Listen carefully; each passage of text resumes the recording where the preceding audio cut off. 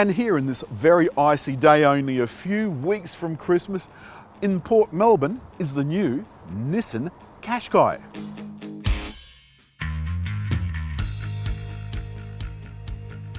Surprisingly, it's a good package. Well, I don't say surprisingly, but it is a good package. The matrix lights on the top two models, the 19-inch wheels. I think Nissan have really done their homework, and provided you like this corporate front, it's not a bad little crossover. Each of the quilted seats takes an hour to make. It's kind of the automotive equivalent of a cigar being rubbed on the thigh of a nubile wench. It's not bad back here. The room is a little bit tight. My knee is against the seat in front. Now, if I turn the engine off, this seat will slide back because it's got easy access. So you'd want the people in the back to be aware of that. There's plenty of headroom, despite the fact that this has a sunroof. It doesn't open, which is a little bit of a shame. And if you want something a little bit more intimate, you can certainly shut that shade. We've got privacy glass in the side, of course, so the back is actually reasonably comfortable, and you're sitting far enough up that you get a decent view out the windscreen. And Nissan have really upped their quality. The steering wheel is wrapped in leather, the seats are leather, the quilted seats. And like the other new models they've released, the new SUVs, a lovely wide 12.3-inch screen here, 12.3-inch screen here, and a 10.8-inch heads-up display. Try saying that 3 times really fast. We don't have the active rear view mirror that we've got in the other models. This is just a normal old electrochromatic mirror. It's a nice place to be. We've got a wireless charger and it's fast. It's 15 watts. We've got twin zone climate control, and we've got hardware buttons, proper buttons for the infotainment system, plus some permanent software buttons up the side. And the Bose sound system is something to behold. The day started with just trying to get out of Melbourne, which in this tight street, believe me, is no easy feat. But the reversing camera is absolutely brilliant. So I'll put my massager on. Lovely.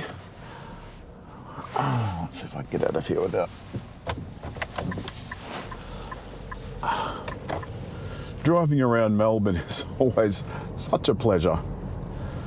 I've got a heads-up display. I've got a lovely big driver's display. And I can't emphasize enough how important it is to have plenty of data available to you, but not too much, because you don't want that. One thing I always complain about with all of these cars is the CVT. It's okay, but it's never going to be as good as a proper torque converter automatic.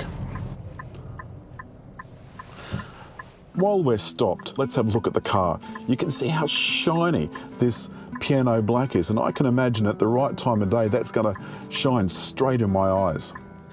I'd close the overhead blind if I was going to wipe out the other GoPro.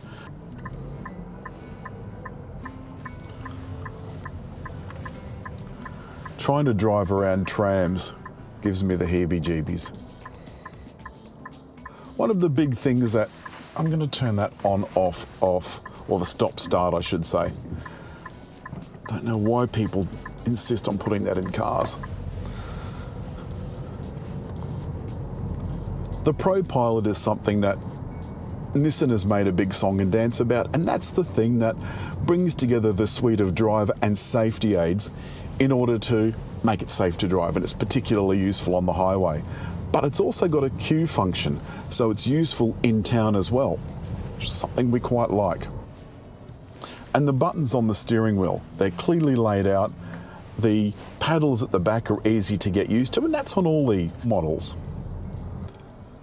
Now, I asked, just out of interest, just in case you're wondering, I did ask why the Apple CarPlay was wireless but the Android Auto wasn't, and I'm told it's a licensing thing. The Bose sound system is absolutely fabulous. Now, the other models don't have quite as good a sound system, and you can certainly pick the difference, but not so much that you'd really care. The engine, a 1.3 litre four-cylinder engine. So it's got a turbo, putting out about 110 kilowatts.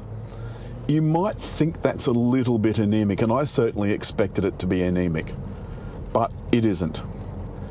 The drive modes help no end, but mostly these little crossovers are going to be used around town anyway. They're going to be used for city chores, and we all think that we want to go on a road trip, but we never do. This could handle a road trip, no question in my mind. And I did ask, because the cabin is so quiet, I did ask if these had active noise cancelling. It's spookily quiet. But no, it's just down to good engineering. And over the last few days, we've been driving in some pretty atrocious weather. And despite the fact that this is a front-wheel drive, it hasn't let us down at all. I did ask if there was a all-wheel drive model coming, and there are no plans for it, although I understand there is one available elsewhere. Because this is a Japanese car, the indicators are on the correct side for Australia, which is good. And the top model has got all the usual things. The big thing that I spoke about outside the car are the matrix lights. And the matrix lights are those clever ones that I'm always banging on about. Every brand calls them something different, but they dim just little individual cells so that just the car in front is not dazzled, but everything else is at high beam or at full beam. And it makes such a difference to your drive. It makes a huge difference to your drive. And the new model is also built on the new platform. It's the Alliance platform. The Alliance, the Mitsubishi Nissan Renault Alliance, brings with it the ability to put development over multiple models. And Nissan was very proud of the fact that this very small crossover has sold 130-ish thousand, 5 million over the 20 years. It started the crossover section, and it's such a tightly fought segment of the market. So now I'm going to turn on so I've got ProPilot on now. It's set. So now I can see in the heads-up display, I've got ProPilot and Smart Cruise Control working. The surfaces are all nice and soft, except for the tops of the back doors, which are a little bit hard. They're doing a Volkswagen thing and saving some money in the back seat, where you're unlikely to have people. Now at this speed, the CVT has got me doing about 1200 RPM. The fuel economy is reasonably good, and there may well even be other models to come. An electrified version next year, perhaps? Who knows? The model ranges between low 30s to about 47,000 and some change. And that's quite a big range. There's between $4,000 and $5,000 difference between each trim level. I'd like to see the matrix headlights standard across the range, and I'd like to see all of the features in here standard across the range. Only the top models have this big screen. The very bottom one is a little bit bereft. Stop next to your bay that you want, and so now tell it where you want to go, because it hasn't identified it. So it's half across the road.